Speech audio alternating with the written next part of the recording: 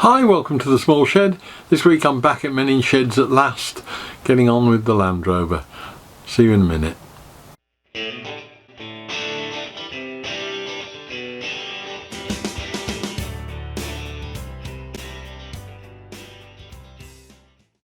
Now, one of the biggest casualties of COVID has been this Land Rover pallet wood car.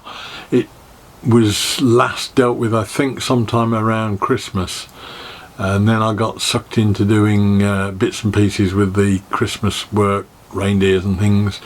Then we were off on holiday in February, so most of my time was taken up then before that. And I think we were getting the mezzanine design stuff done at that stage, so I didn't get a lot of chance earlier in the year. Then of course COVID came and we were locked down and I couldn't get to the shed to do anything. And the mezzanine work has also diverted me. So it's really only been the last week or two now that we've managed to get back in there, and I thought it was time to dig it out, see how far I'd got, start and have a think about it. We've now got room that I can put the thing up and work on it inside the unit, which is something I couldn't do before. So we'll go and have a look and see where we've got to and how it's going. So previously on the Land Rover I've been working on the side panels. This, as I say, was right towards the end of December time when I think we'd last visited. You can see all the reindeer in the background that the shed were making for Christmas. This was the inside of the rear side panels, just breaking pallets down to get some more timbers.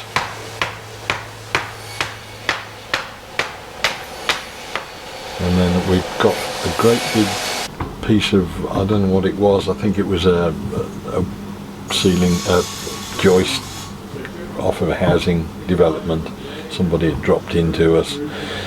It was very big CLS timber, so I've used that for the actual rear seating elements, and then moved on to the windscreen, which is first time we're actually using proper woodworking tools with some hardwood.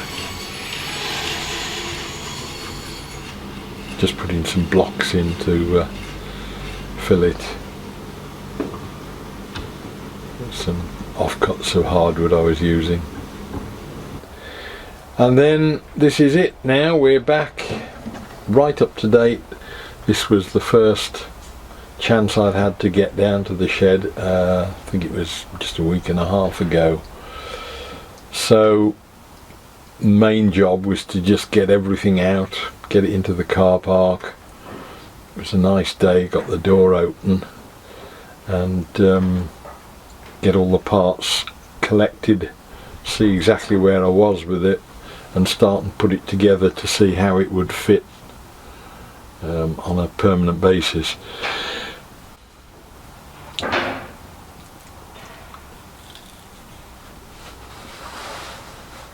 You see on the floor there's some grills that I think have come off a circular saw table. I was debating whether to cut them down to make like a Defender style grill on the Land Rover, but the general consensus seems to be to stick with the old traditional one.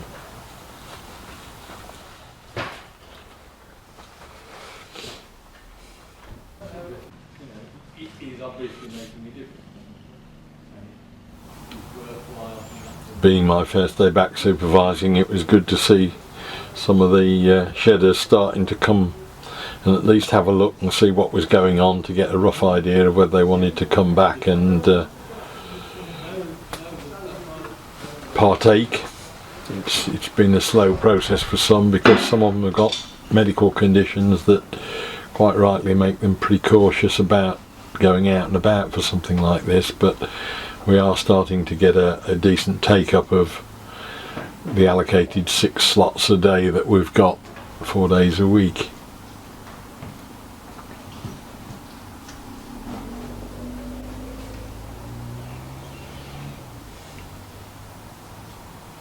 What I want to try and do is make sure it's as weatherproof as I can possibly make it. I appreciate that it's not going to last particularly long, but one of the things we have got was a pair of pallets, but they're made out of polypropylene or something. They're a plastic, certainly. You can see it, the nose parts resting on them. They stack together. I think I'm going to use those as the basic foundation, because if that's sitting on the ground, at least everything else will drain down to it, and you won't get any water lying around the structure to make it rot, hopefully. But there was an awful lot of material just gathered up for, hopefully for rebuilding it, that I'd plonked in there amongst it just to for another day to use, and that needed clearing out. And as I say, now I've got room to spread into the whole of the front of the shed.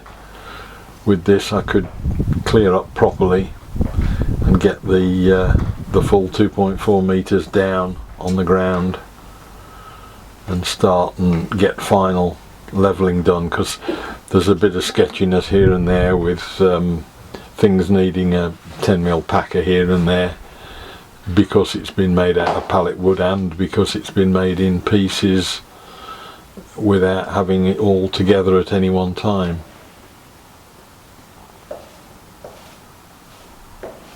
So I started with these plastic bases, which, as I say, give us a reasonable start to keep the thing off the ground, and I'll just get those held together, probably with a runner of timber front to back, just to stitch them together. That's something again that I need to think about.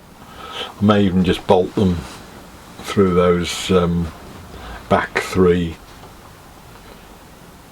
vertical pieces that go down to the ground, but it'll need some sort of packer between. Whole thing's been designed so that it'll at least go in the car to get it up there. It's only just round the corner, the school, but I need the pieces to be at least, I think it's 900 by a metre or so, to get them in the car properly. So hence the piecemeal construction. And the other problem is weight, of course.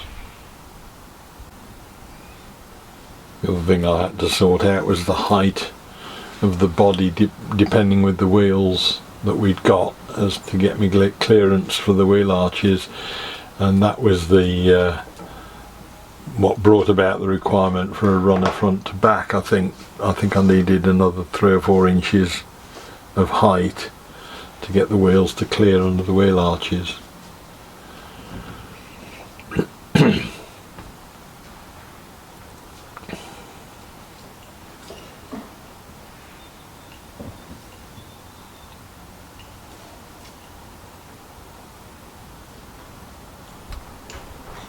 Problem with anything like this is if you leave it for what is essentially 9 months, you've pretty much forgotten what your thought processes were as to how it was all going to go together,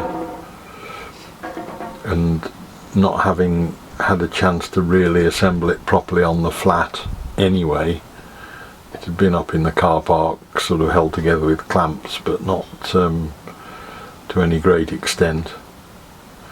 So it needed a few hours of just looking at, thinking about, playing with, and remembering what I'd done by way of panels, because there were 1 or 2 bits of pallet all cut out for things like the rear deck that when I came to actually use them I couldn't see how they went, so I'd almost got to go back to square one and start again.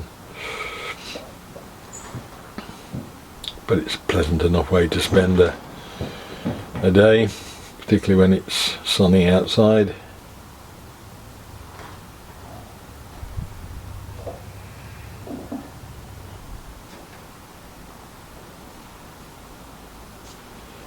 Windscreen, even at that stage I still wasn't particularly happy that it looked a little bit too high to me, and I was thinking that I'd need to cut the screen down, but on reflection I think it's the fact that it starts too high, the windscreen. It should be lower down. So a bit later on I think I've just trimmed 2 or 3 inches out of the height, so that it's not quite so tall. But the side panels are ready then to go on, and again it's a matter of levelling them, seeing how they work together. You know, I'd started off with them being totally out of line and level with one another, but with a little bit of fiddling around it all came round and started to look a little bit like it was intended to.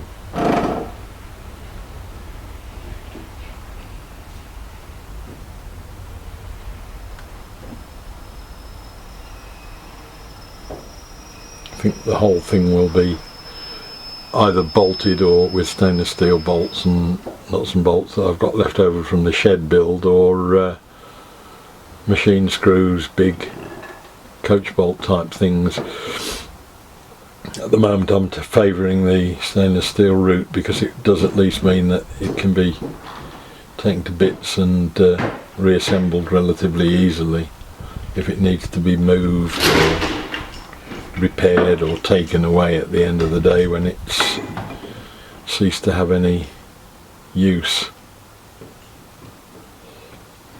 The other thing to get used to is the sizes of things, because it's for little people, it's for children in a first school rather than grown-ups, so things like seats and that I'm having to guess a little bit at bench heights. Fortunately we'd made those benches for the first school for their outdoor area, and that gave me some idea of a starting point as to what sort of height the benches should be at and how wide they needed to be.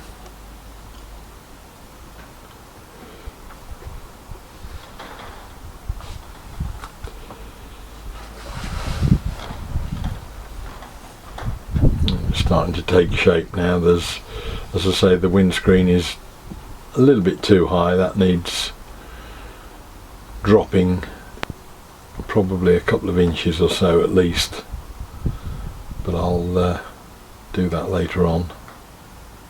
We've got the wheels right for height and position.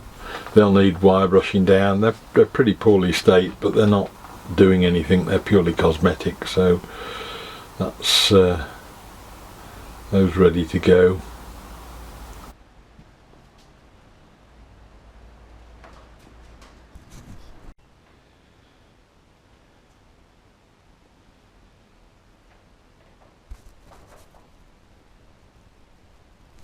Right, well I hope that was of interest. There should probably be one more now, I think, to finish off this. I'll get the remaining parts made up. It'll need a coat of paint or two and an awful lot of work to make sure there's nothing on it that sticks out and hurts anybody, because it's going to be used in the playground for children to climb all over. But as soon as we've got that done, I'll get up there hopefully before the Christmas term finishes and get it fitted up in the playground. I'll take some video at that stage hopefully and show you the end result. So I look forward to seeing you next week when we'll have something different, and I'll see you then. Bye!